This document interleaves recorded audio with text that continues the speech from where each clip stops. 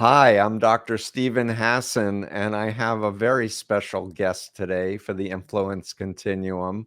I've been looking forward to this for months. Jason Kander, thank you so much for agreeing to come on my podcast. And I had forgotten I was on your podcast, but you just reminded me as we first talked to each other. And I just want to read a short intro and say you are a former Army captain, Intelligence Division. I seem to remember you went to law school also. Yeah, I'm a recovering lawyer. But it's not in your bio. Anyway, we'll get back to that. Not that big of a part of my life, I guess. Got it. But you served in Afghanistan. You are the first millennial ever elected to statewide office. And you were a rising star in the political scene, very activist. You tell a story, and I loved your book. This is what we're promoting today, Invisible Storm, A Soldier's Memoir of Politics and PTSD. And your previous book, which was a New York Times bestseller, was Outside the Wire. And I haven't read it yet, but I promise you I will. Okay. Because I was so excited. I love listening to you read your book with your own voice, and your wife Diana too. I'm a big fan of authors reading their own work because you just feel, and you're just so cool. If I can be a fanboy for a minute and just say you're a cool, really cool person. Thank you. And you were described being in President Obama's office, and he's like, I think you should run for president, which is like, holy mackerel. And you were this rising star in the political scene, and then you had a moment of realizations that you really had PTSD all of these years, that you've been all guns firing, to use an Army metaphor, like all systems go, the world needs us, we've got to do everything. And you weren't paying attention to all the signals your body and your mind were sending to you, but you had that deep realization and got help. And now you are dedicated to helping others, particularly veterans. And I am so much a fan for the wounded healer story. Like, hey, I've been there, and there's life after trauma. Well, I mean, as you know, because I'm familiar with your story, because we talked about it on my show. Is sometimes that is, the sort of the best messenger for that stuff, because it's like, and I think a lot of it is because part of having people come to you when you feel broken and try and help you put yourself back together is it's very difficult not to feel judged and therefore become defensive. But when somebody can say to you, like, I've been broken too, you just don't feel quite so judged, I think. Yeah. And there's this whole culture of macho manism that I think is also especially raised in the military, of like, I'm tough, I went through boot camp training. Right. I can handle it. And we're human. And I'm just so in awe of your taking care of yourself, but also wanting to help others along your own healing journey. Yeah. I mean, the book and just the work that I do, the work I do at Veterans Community Project, and then just, talking about it publicly, what I do now, like with the book and with this, to me is really the most important public service I've ever done. And it has nothing to do with running for office. So not where I thought my life was heading, but I'm very pleased with it. But let me just state categorically, I'm a bit older than you, I'm 68, but my impression as a trained mental health professional is everyone's traumatized. Like, everybody, the pandemic, the economy, the climate crisis, world events. And with the social media, like infused in people's bloodstreams, where I feel like there's an addiction problem for so many people. People are freaked out and numbed out and are probably experiencing a lot of the symptoms that you've experienced. So let's talk about trauma, what it it means, how it affected you and your wife. I loved when your wife said it's like secondhand smoke. You're living with someone with PTSD and you're getting all the residue. And I must confess, my wife has said the same to me. And I'm Mhm. just an activist, former cult member, but I'm taking on all these big billion-dollar cults. So Mhm. she feels the stresses of my existence. So Sure. please take it over. Yeah. Well, one of the things that was really important to me with the book was not to gatekeep trauma and not to have anybody read it and feel like, well, one, to not have anybody choose not to read it because they go, well, I'm not a veteran. Like it doesn't apply to me, or I'm not in politics. It doesn't apply to me. I wanted to make sure that I leverage the fact that because I've had a unique experience, I've run for president with a secret psychological disorder, that would get people to read the book Mm, because that is a unique story. But I didn't want to just make the book so singular that it only applied to people with either of those experiences, like being in politics or being in the military. And I didn't want the book to be a war memoir of the type that usually men in their mid 50s read about, like, I mean, right. the bookshelves that are full of that stuff, because I wanted it to appeal to more people. So it was very important to me to get across one of the things I had learned in therapy, which was that, and is that trauma is trauma, and that, my brain doesn't know what your brain experienced, and therefore doesn't find gauging its own trauma against yours to be useful in any way. And so I spent a lot of years trying to rank my trauma out of existence, looking at other people in the military who had been physically wounded or who had deployed longer or more times, and saying like, well, it can't be PTSD what I have because I didn't do that. But it wasn't until I went to therapy that I learned that that was a completely irrelevant factor, and that PTSD doesn't care about that. Just like when people come up to me and they say, well, I didn't go to war or anything. I tell them, like, I don't know what that has to do with anything. Like, if you had a car accident, if you had Yep. a divorce, if you lost a loved one, if you survived cancer, if you live in 2022 and watch the news, like, it doesn't matter. You can be traumatized, and my trauma doesn't diminish yours. Exactly. And it's not a race, and it's not I suffer more than you. The goal as a mental health professional, I want people to be functional and Right. happy and fulfilled and have fulfilling jobs and fulfilling relationships. And be able to be present in their own life. I mean, Exactly. for me, a big part of trauma, when I think about those years, one of the first things I think of is I I feel like I kind of missed those years in a sense that, I had this really, when I look back on it, like, incredible set of experiences. I mean, you mentioned sitting with President Obama and having him say that kind of thing to you, but also, I became friends and remain friends with A-list, celebrities, and got to go to movie premieres and give big speeches in front of big crowds, but also really the more important stuff, like potty train my son and go on vacation with my family and stuff. And I look back on those years and I go, man, I wish I had been mentally healthy so that I could feel like I experienced those things. Right. And now, and I'm in this age of my life, this stage of my life, post traumatic growth. I get to do a lot of really cool stuff, and I feel like I get to Highlight be there for them. post-traumatic growth is a Right. very important construct in mental health field. People only think of the negative side Mhm. versus the thriving side. I'm I glad you had never mentioned heard it. the term. Yeah. I had never heard the term before I went to therapy. I had never heard the term. The first time I ever heard the term post traumatic growth was after I had announced that I was going to go get help, and it was major national news. And so I tried to stay away from all that news and not have anybody tell me about it for, at least the first few days.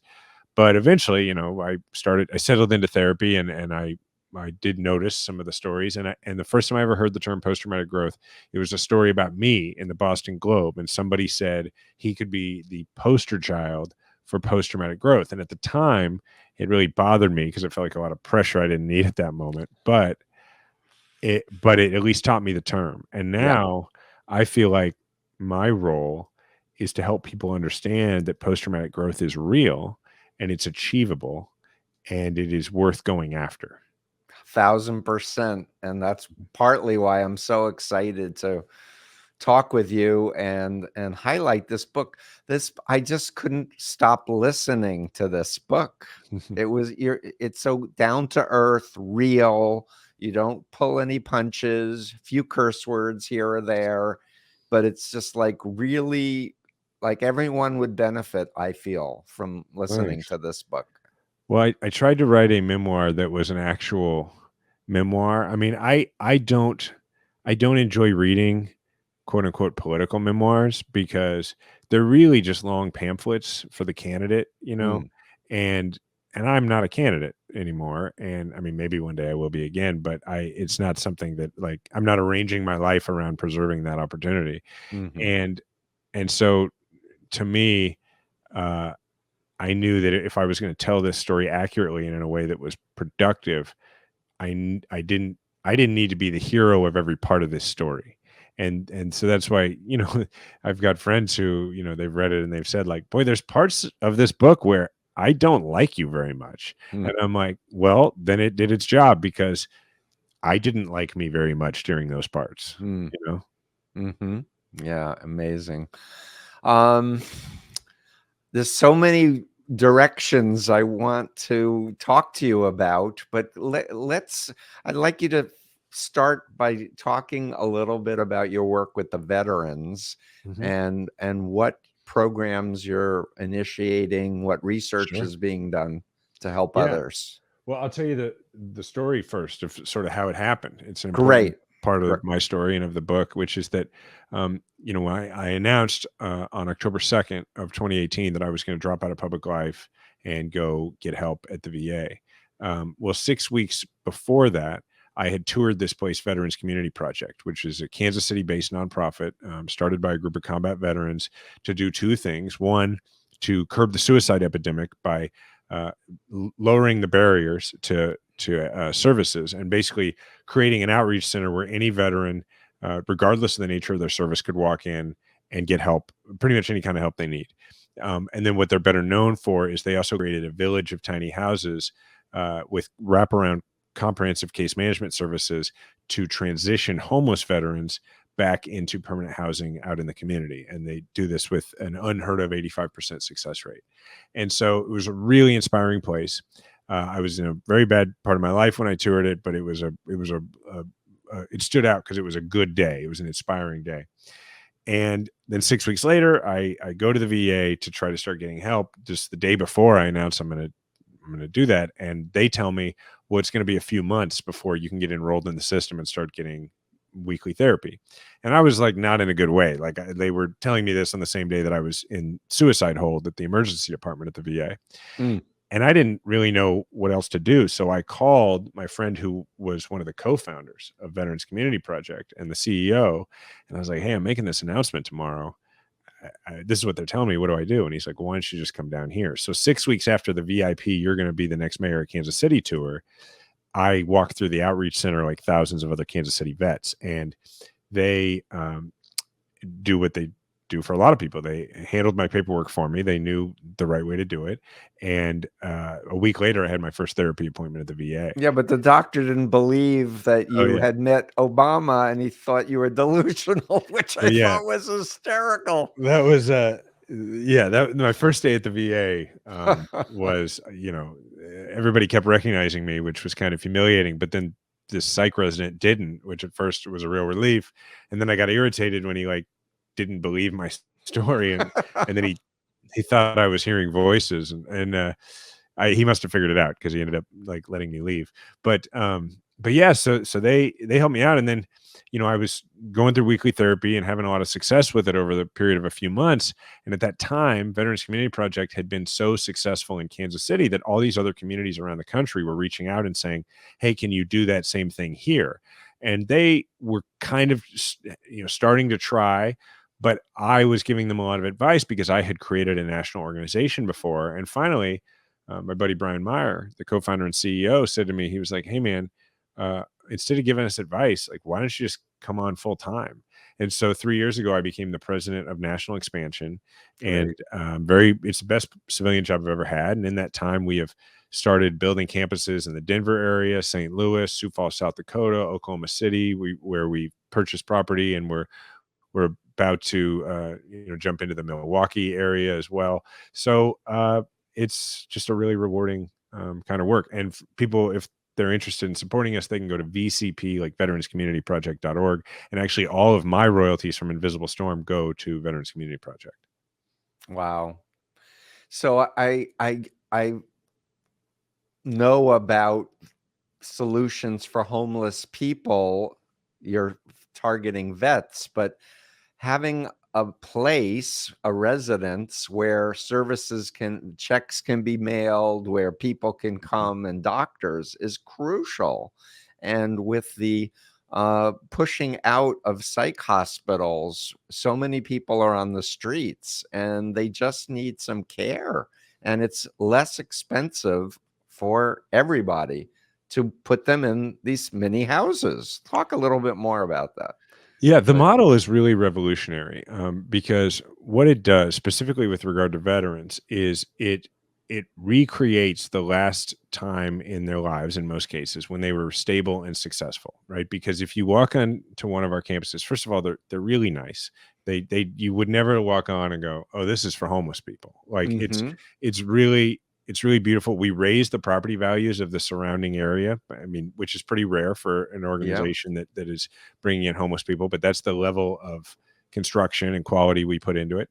And what it looks like is it looks like active duty housing, and it feels like when you were in the military, right down to the fact that when you first get there, you're going to get most of your services at the community center for the residents, which is in the center of the village. And that is just like how when you're on active duty, the place on post where you get your haircut and where you shop for groceries and where you go to the bank and everything, it's usually all in one building. And if at the most they're across the street from each other. So if we're transitioning people into being, fully contributing members to society, what we do is we restart the military to civilian transition back at day one.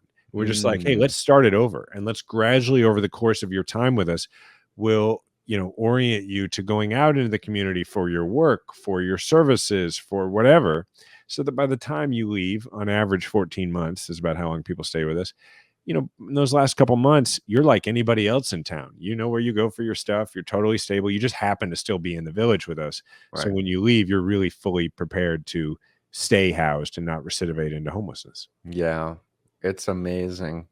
So, where to go next? Can I pivot to? Sure. Yeah, we talk about whatever you want. The political situation right now is so polarized. As I wrote in The Cult of Trump, there are forces, external forces like Russia, maybe China, Iran, and a few other state actors, but there are internal forces, including former military intelligence, who know about psychological warfare. Some of them have hooked up with individuals from the extreme Christian right, the ones that think they need to take over the government and get rid of gay rights and women's rights and impose their version of reality.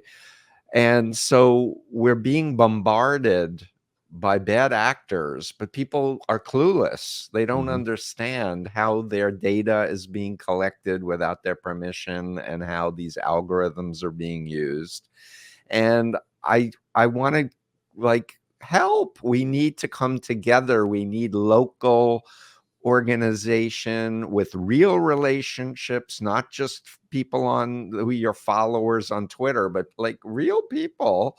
And we need to be solution focused and not just problem focused. Please, I'd love to hear your thoughts. Well, I have two thoughts about this. The first is that that this right-wing extremism, this authoritarianism, is something that is sweeping across the world, right? Yes. And I think as Americans, we have this, America-centric point of view on most things, which has been the case for a long time, where we tend to think that we invented most things, right? So that could be, everything from, I don't know, like French fries, which I don't know where they were invented, but I assume maybe perhaps France. I don't know.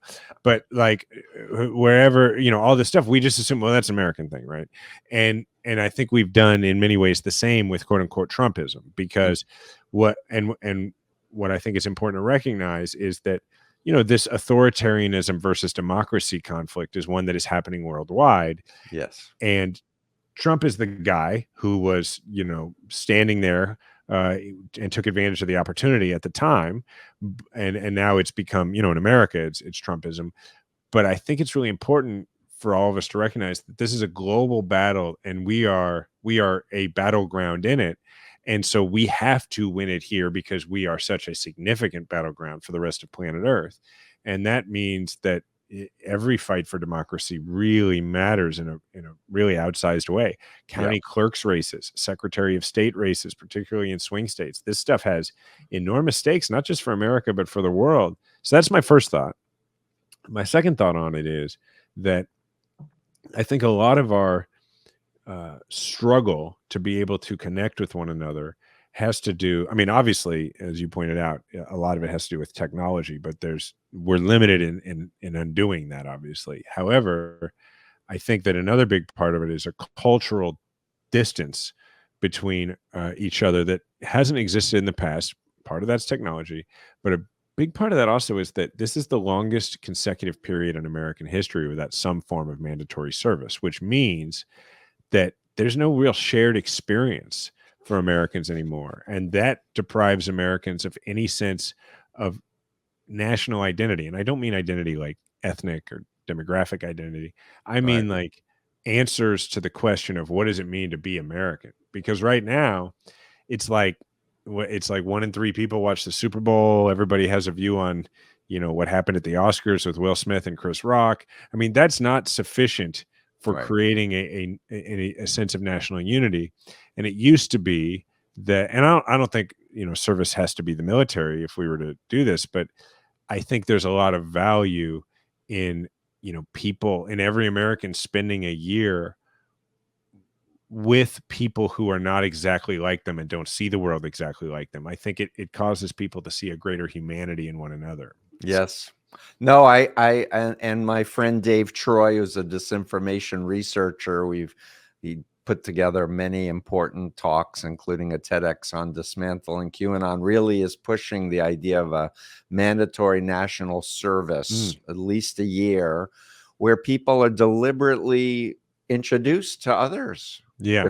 different races, different religious backgrounds. Send the city people to the rural areas, send the rural people to the city areas to just like experience and get more of a national pride back, or some type of national. Sort of a vested interest in the national outcome, right? And Yes. because right now, like obviously I've done a lot of work on voting rights, and so I would use that as an example. Hmm. If you are a white person from the suburbs and you're being told to care about voting rights, and you're being told that some people's vote is being suppressed, well, you maybe you're inclined to believe that kind of thing, but if you're not, it's very difficult to convince you because you don't know any. I mean, the likelihood is you don't know anyone whose vote would be suppressed, and so not only is it hard for you to buy into the logical argument,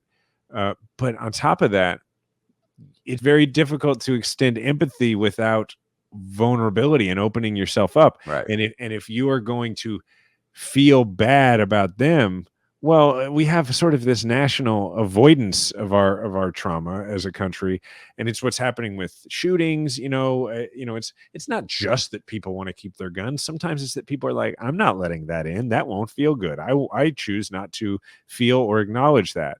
And it's a lot harder to not feel or acknowledge another person when you know someone who lives in their neighborhood or who might know them. Right. And so I think that's really important, and I think it goes both directions. I don't just think it's a matter of making people more progressive. I think it's also about people who are more progressive having a greater understanding and a greater sense of relationship with people who aren't. Because actually, interestingly, Stephen, I actually think that's at the heart of a lot of our national anxiety on both sides of the aisle. I've got a very good friend who is frankly less of a good friend anymore. Like a lot of us have had this experience because his politics are so different than mine. But we had a conversation not long ago where he was saying to me, I'm really worried about the future of the country for my son. And I was saying, I'm really worried about the future of the country for my son. And now we had different reasons, right? Like he's worried about what he would probably call like wokeism and stuff like that. And I'm worried about everything from the health of our democracy to our climate and that sort of thing. But at the heart of it is we both feel like our country is getting away from us. And I think that one of the things that he and I would probably agree on, we haven't discussed it yet, is that it would be good for America if more people who disagreed worked together and knew each other and had personal relationships. 1,000%. You're singing my song. And Yeah. to just use the cult frame for a minute, when people would get into the Moonies, the cult I was in, or Scientology or something, and then they might try to zealously recruit their family and friends, and their family and friends would look it up and go, wait a minute, the guy was a science fiction writer, or the guy, was a convicted felon. And they would try to use facts to argue the cult member out, which would just confirm their indoctrination that the world is going to persecute you, especially if you're in a religious cult of some kind, right? And the worst thing you can do with someone who's been subjected to undue influence is to cut off, block them, mute them, not invite them for Thanksgiving, etc. Because the way people get out, and people do get out, they do get disillusioned. They, the brainwashing is not 100% forever. People experience it, but they need a way out to save face to a certain extent, and not have somebody said, I told you the Moonies were a cult, Steve. How come you didn't listen to me? That which just made me feel worse when I first got out. You felt judged. Yeah, totally. And that's I think a big part of it. And it's about, so I have, as you know, I have this podcast Majority 54, where what we do is we're progressives, but we spend a lot of time. That's why we had you on. We spend a lot of time talking about how do we have conversations with people who disagree with us in ways that A, might bring them closer to our position, and B, doesn't sacrifice our relationship with them. A lot of people listen to our show listen because they have that conservative aunt or that friend from high school they would like to maintain a relationship with. We have a large following from people who are progressives who live in red areas, for instance. And so I it's not uncommon that people on the left will look at myself and my co-host and say some sort of intimation that we are compromising ourselves morally by trying to reach out to and speak with and build relationships with people who voted for Trump and who believe in the big lie and things like that. And I always say two things. One, I live in Kansas City, Missouri. I have relationships with. I work with people who vote differently than me. It's a part of existing in this part of the world. That's number one. And number two, I'm not morally compromising myself. I'm trying to save people's souls. It's not. I'm not joining the other side. I'm conducting what I believe is like missionary evangelical work, and so to me that's very worthwhile. So let me offer a tweak to that position, if I may, and use it if it works, and ignore it if it doesn't work for you. But I take the position, and I've been doing this for 46 years, helping people get out of these authoritarian structures, political cults, religious cults, etc. I take the position that I'm not trying to save someone's soul or persuade them to leave the group. I take the position, hey, you're an intelligent person. I respect you. And I'm for controlling your own mind, your own thoughts, your own body, and not letting someone else tell you what to be thinking and what to feel and react. So I take the position of, hey, I'm doing the best I can. I don't know everything. I'm open to learning.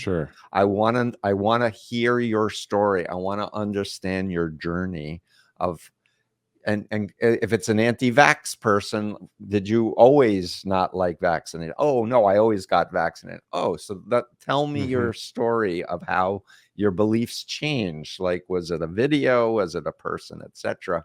And I take the position, and I do want to do a shout out for Adam Grant. I don't know if you know Adam's work, but he has a very wonderful podcast, and he's a Wharton professor of social psychology. But he wrote this wonderful book called Think Again. And it completely resonates with everything that my 4 books talk about, which is essentially, hey, show me the evidence. Let's go back and forth. Let me step into your shoes. Please step into my shoes. And if I need to change my opinion to be more like yours, I'm there. But let's keep our egos out of it. Like, let's just seek truth. And the other point I want to, and then I'll stop, is think about the kids. Think about our children, our grandchildren. Think many generations from now as you're making decisions. What kind of world do you want your children to grow up in? Yeah, no, I totally agree. I should clarify, like, when I would never say to somebody I'm trying to persuade, like, "Hey, I'm trying to save your soul," because, like, I totally agree that, I mean, they would be like, "Screw you," you know? Exactly. I mean more like when I am criticized by people on the left for the fact that I talk to those folks. Like, the way I want to put it to the people on the left is I'm like, "Hey, look, I'm not joining them. I'm trying to save them," you know? And so, yeah, you know, it'd be like if people were like, "Hey, how dare you try and get people to get vaccinated?" You know, you'd be like, "Whoa, whoa, whoa, I'm trying to help this person," right? So that's more Exactly. what I mean. We're definitely in alignment on the approach. Great. And so for me, in terms of my life work, and now I know you said you're a recovering lawyer, but I'm gonna just Sure. talk to that part of your psyche for a moment. I realized about 7, 8 years ago, after all these years of activism, nothing was changing in terms of all of the work, all the TV interviews, all the books. And I understood that the law itself is about 100 years out of date for understanding how the mind works and for understanding social psychology. And I got involved with a forensic think tank at Harvard Medical School, has lawyers and forensic psychiatrists and psychologists. And I did a presentation, and they basically said, we agree. We think the law needs to be updated. You need to go get a doctorate and do a scientific study on your model and show whether it has efficacy. And I'm like, I'm 63. And they're like, so what? Do you want to change the law or don't you? That's cool. This is what you need to do, because there's no scientific studies about brainwashing or mind control. And so one of the professors there is like, I will supervise your research. I go to fielding. I've sent 30 students there. And it's like, okay, the universe is telling me do this thing. So now I'm on this quest to explain to people ethical influence is things like informed consent, and unethical influence is lies, like outright lying, withholding vital information, or distorting it to be palatable, to just kind of help people have a frame that it isn't all bad mind control. Like, we need influence, but we need to align with values. And what we don't want to align with are leaders who are malignant narcissists, who are incapable of empathy, who think the world is all about them, and they're, paranoid and think they're above the law, like Donald Trump, chapter 3. Yes, I did compare him with Jim Jones and Hubbard of Scientology, and my former cult leader. But most predators are malignant narcissists. Sure. And just educating people what to watch out for will save a lot of people from a lot of trauma. I think educating people in general, but yes, I think it saves people from trauma. Like, for me, one of the things that was really surprising to me when I went to therapy was that, a good portion of cognitive processing therapy was kind of just like going to graduate school.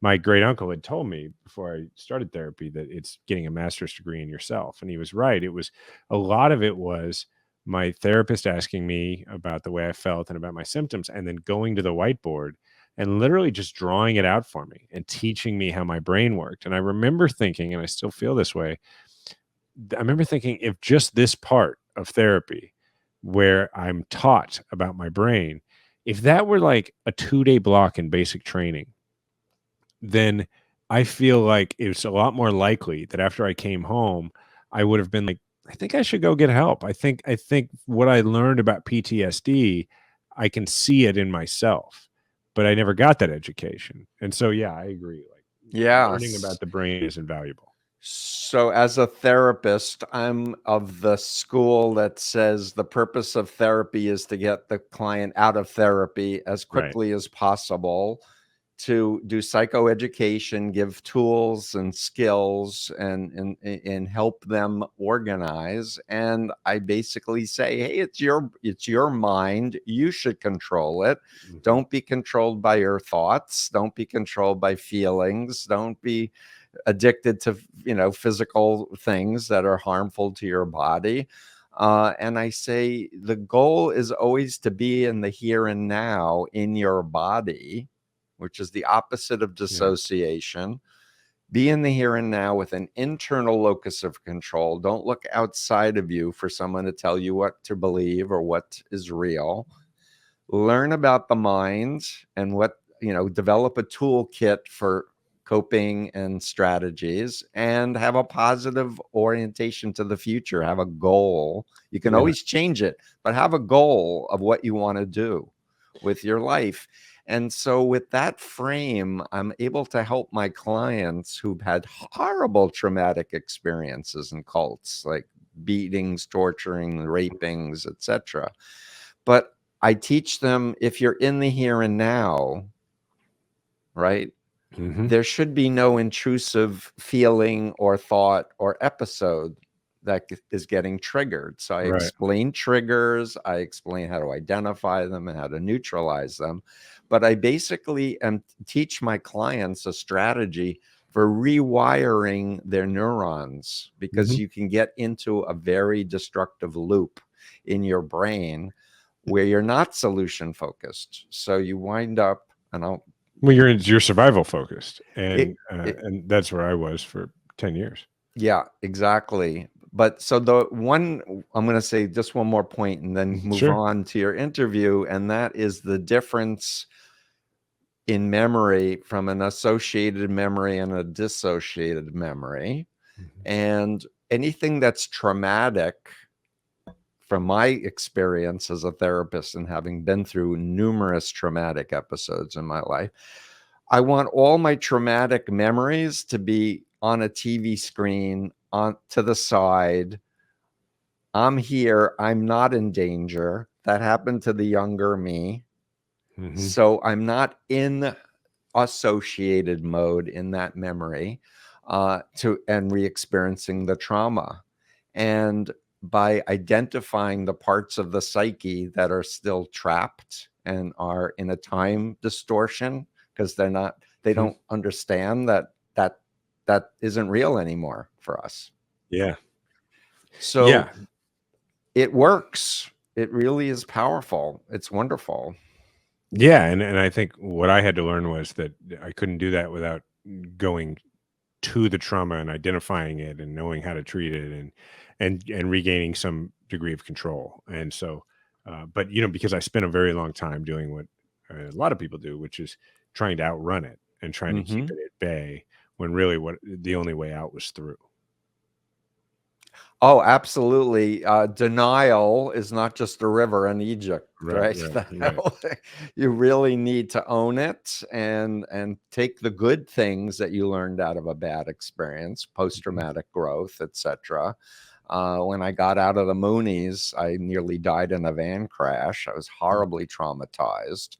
Mhm. And I was so embarrassed. Like I felt like my mind had been raped, and like I had been, Yeah, taken over by, fascist, right-wing fascists that were anti-Semites. I'm Jewish. I was like, what happened to my mind? But the yeah. point is that there's life after. So I'm part of a group of, we're doing hashtag I got out. Like Yeah, there's that's cool. life after cult, or life after Mhm. abusive relationship, or I got out of an authoritarian Right. country. I want to go back to something you said about guns. We've had an epidemic of shootings. Mhm. And I do want to say for our listeners, sorry, I got a little froggy. You're okay. Um, let me just take a minute. that you had a viral video when you were running for president where you were blindfold. Describe the Sure. scene, because I think millions of people watched that and maybe they don't connect it with you. Yeah, I get that a lot. Like they're like, "Oh, you're the guy from the gun ad." Yeah, It was actually just before running for president. It was when I was running for Senate, yeah, and it's sort of how I ended up politically known. yes, Is that uh, I made an ad, a 30-second ad that was an argument in favor of gun safety measures and responsible gun ownership. And in the ad, I am blindfolded and assembling a rifle. It was, basically the rifle I carried in the military while making the case for background checks. And so yes, it was very unique because it was sort of it was the first time somebody had made an argument for gun regulation, sensible gun regulation, while demonstrating that they knew what they were talking about. Because exactly. one of the most common sort of, I think, arguments back from the, like rabid pro gun world is to say like, well, they don't know what they're talking about. And so it was just my way of being like, yeah, I'm for this and I know what the heck I'm talking about. And yeah, it caught on. Yeah, it was amazing. So, what's your take on the rash of horrible gun violence and shootings? Well, I mean, I have a lot of takes on it. I'm on the board of Giffords, so I'm actively involved in this, and Tell our uh, listeners, Giffords was a politician who was shot. yeah, Gabby Giffords Yeah, founded Giffords yeah. to fight, both at the state level and at the national level for sensible, gun safety measures. Mhm. And and there's a couple of things here, I guess. I'd say one.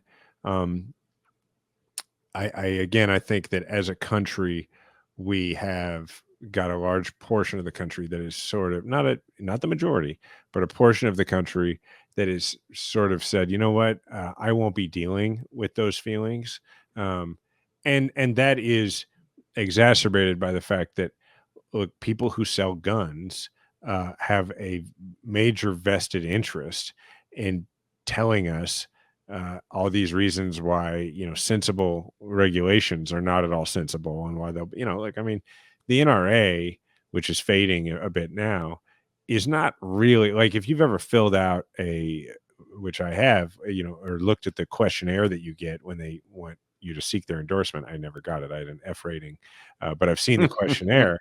In the questionnaire, it's not like what is your position on a person's right to own a gun. Every question is like, what is your position on a firearm manufacturer's ability to, because that's who they really represent. That's Yeah, who they're of selling. course. So there's that. That's an aspect of what's going on. And then from a legal change perspective, a lot of people focus on a lot of different things, assault weapons bans and stuff like that. And I'm for most of that stuff. But where I think we ought to have a much deeper conversation that the public ought to be much more aware of is the laws that grant immunity from uh, lawsuits, immunity from civil prosecution for gun manufacturers. And the thing is when you initially bring this up, what people think, because this is what the gun lobby tells them, is that what we're saying is that well, you ought to be able to sue gun makers just for making guns. That's not what I'm saying. Right, I'm saying that a special law was passed 2 decades ago that says gun companies are going to get special protections that no other company gets, and that you literally just cannot sue them. There's a shield, so you can't bring a lawsuit that says, "Hey, you had every reason to know that this person." You shouldn't have sold them a gun. That if you sold them a gun, this was going to happen. You had every reason to question whether or not too many, the same person was buying too many guns from this gun maker you were selling to. So there's no liability at all for gun companies. Everybody always wonders, they're like, well, why don't we already have smart guns, right? Like where it's like it reacts to your fingerprint so that only you can fire the weapon. It's not for a lack of technology. And yes, it's a lack of it being mandated by the government. But if you had the ability to hold gun companies accountable in court in the exact same way that tobacco companies have been held right. accountable in court, I promise you, we would have those, because gun companies would be like, we have to manufacture and sell these, or otherwise, juries are going to say, hey, you have the ability to sell this gun this way, Exactly. and we would expect you to do that. Otherwise, you're not exercising reasonable care. And Right. and so when you think about it, like when I was a kid, you got on an airplane, and I remember getting on planes with my parents, and they'd be like, "Do you want the smoking section or the non-smoking section?" Right, on airplanes. Whereas Yep. now we drive down the street, and if my son, who's about to turn 9, sees someone in the car next to us smoking a cigarette, he's like, "Dad, that person is smoking." Like it is, worth noting to him. Yeah. Well, you know, gun violence could be that rare, and it doesn't require necessarily a bunch of massive regulations. What it requires is treating gun companies in court the exact same way we treat the manufacturer of any other product. If we did that, well, a lot of things would change the same way they have on smoking in the United States. Exactly. And I might add that there are oil companies and countries that want to keep people addicted to coal and oil because of the bottom line of the money. The hell with the planet, the hell with everybody's health. They want to make the money. And so they spend hundreds of millions, if not billions of dollars doing disinformation, distracting people, etc., from doing common sense legislation. I want to tell you, by the way, my former cult Mhm. owns a gun factory in No, really? Pennsylvania. They make assault rifles, Really? and the brother has a religious group called the Rod of Iron Ministry, where he takes a quote out of the New Testament saying the rod of iron is an AR-15 and is Seems slightly out of advocating. context. Yes, it's called eisegesis, to talk about Bible and inappropriate Bible scholarship. But they have 2 compounds training people how to kill Yeah, that's other scary. Americans. That's that's scary stuff. Yeah, No doubt it's about it. not okay. Yeah. But our enemies want Americans to kill each other so they can take over Ukraine, or they can take over Taiwan or other places. Mhm. They like to foster this. Oh, Oh, free sure. speech, and Americans need freedom. They don't allow their people. Putin doesn't allow people to own a private gun, much less a Right. bullet. They'll go Right. to jail if they have a bullet Right. in Moscow. But Americans are like, we need our guns, and Putin's like smiling, yes, you do. And of course, that spy who is outed in the Mhm. NRA is now a parliamentician in Yeah. Russia, right? Maria Butina Yeah, or yeah. something like Yeah, I that. think that's her name. Americans need to wake up that there are forces that are bent on destroying our democracy, and they'll succeed if we enough people don't understand it and do something. Yeah, agreed. Yeah. Agreed. Yay. Go, Yeah. Jason. Love Thanks. it. So, if you were going to give a message to vets, Yeah, what would it be? please. Uh, I think it would be that post-traumatic growth is real, that is worth pursuing, and, that, uh whatever you have gone through that has you feeling as though you might need help, whatever it was, it was legitimate. You earned it. That it is real trauma, because when you go into the military, there's this necessary form of brainwashing, right? And I say it in this case necessary because, like, if you don't genuinely believe that what you're doing is no big deal and that somebody has it worse, it's very difficult to do a very frightening and difficult job, right? Yeah. So for me as an intelligence officer, to go into meetings where there's a reasonable possibility that I could be walking into a trap, that I could be kidnapped or killed, and to go into these meets with unsavory characters of questionable allegiances to gather information and bring it back, I've got to feel like that's no big deal, or I can't do the job. The same way my Right. buddy Steven, as a Marine in Iraq, was not, he had a different job than me as an infantryman. So, like, if he didn't believe that what he was doing was no big deal, like, how's he going to go back out the next day and go on patrol when he got shot at the day before? Right. So I get that, why the military does that. The problem is, and what I'm frequently telling other vets is, they didn't flip that switch off for us when we left. Nobody disabused us of the notion that what we did was no big deal.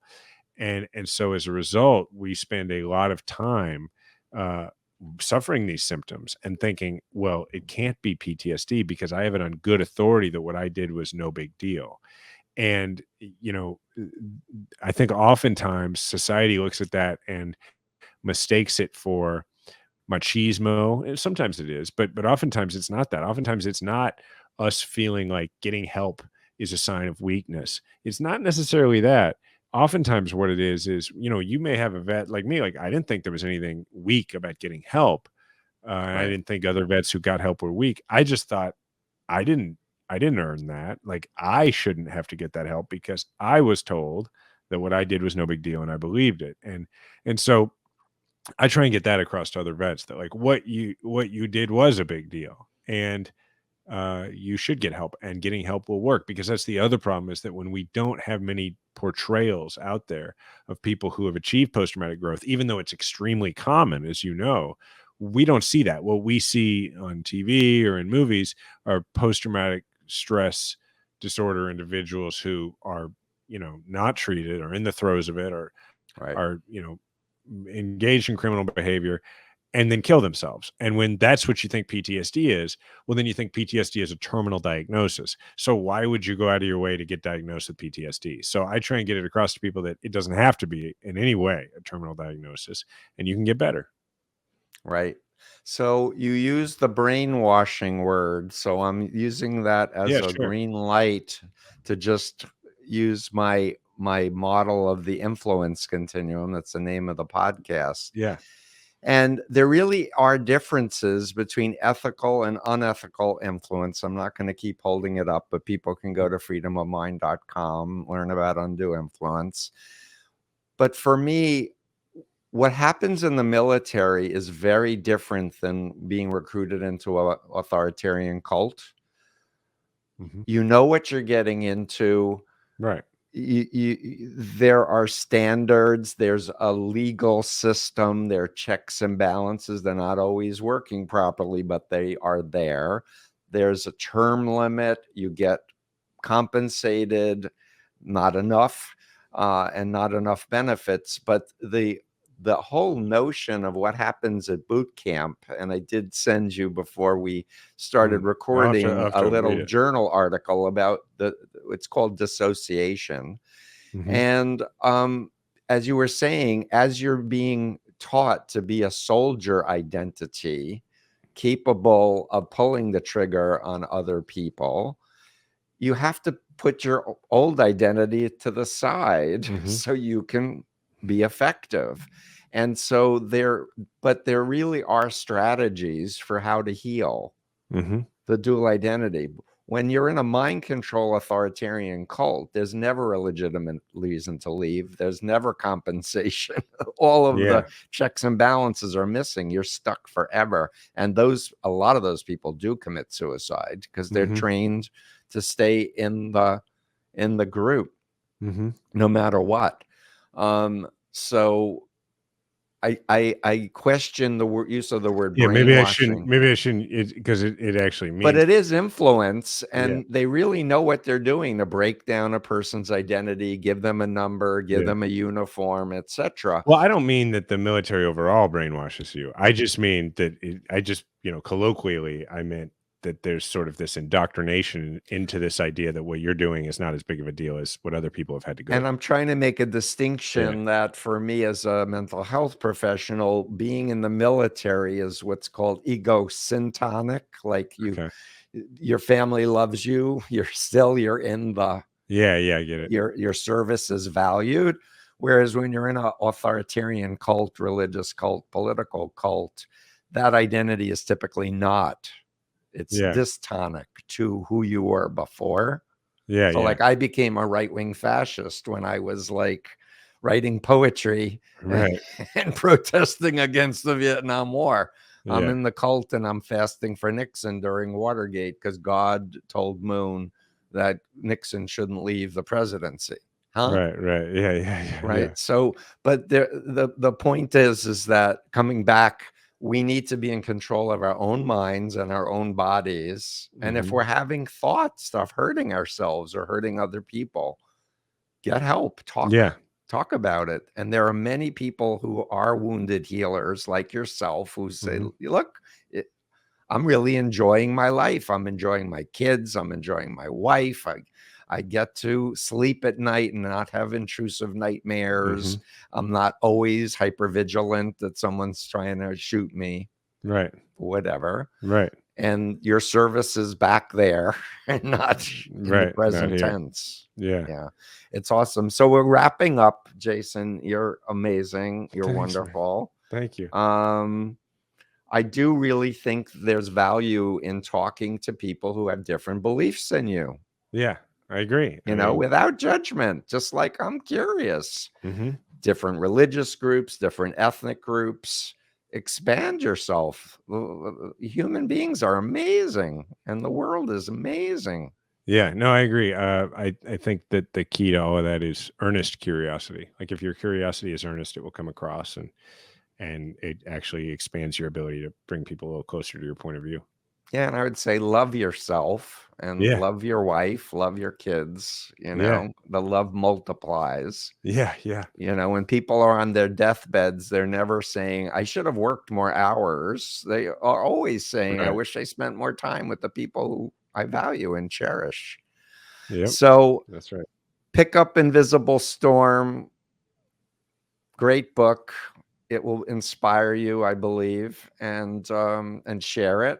And continued success, Jason. And I hope we talk again. And I wish you the best. And I wish America to resurrect itself out of this state of polarization where we can come together and realize we really need each other.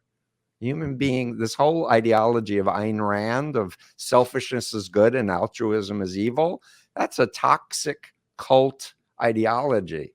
And anyone who still thinks the Fountainhead and Atlas Shrugged is great, like needs a reality check because the beliefs are wrong and they're driving us in the wrong direction. I'll put in a plug for a book I didn't write that I think people don't often enough see as sort of the counterweight to Atlas Shrugged, which is a book called Jennifer Government. I don't know if you've ever read it, but it's it's a novel and it kind of is the alternative view. It's really pretty neat. So who wrote it?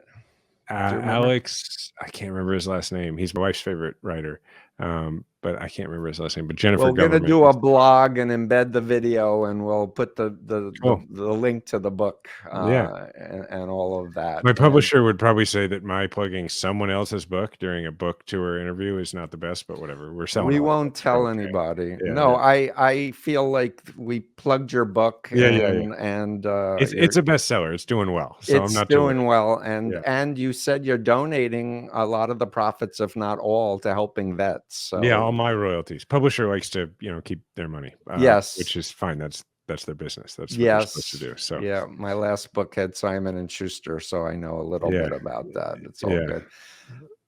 Blessings. Thank you. Much success, and we'll be in touch. Thank you, Stephen. Thanks so much. Take care. All right.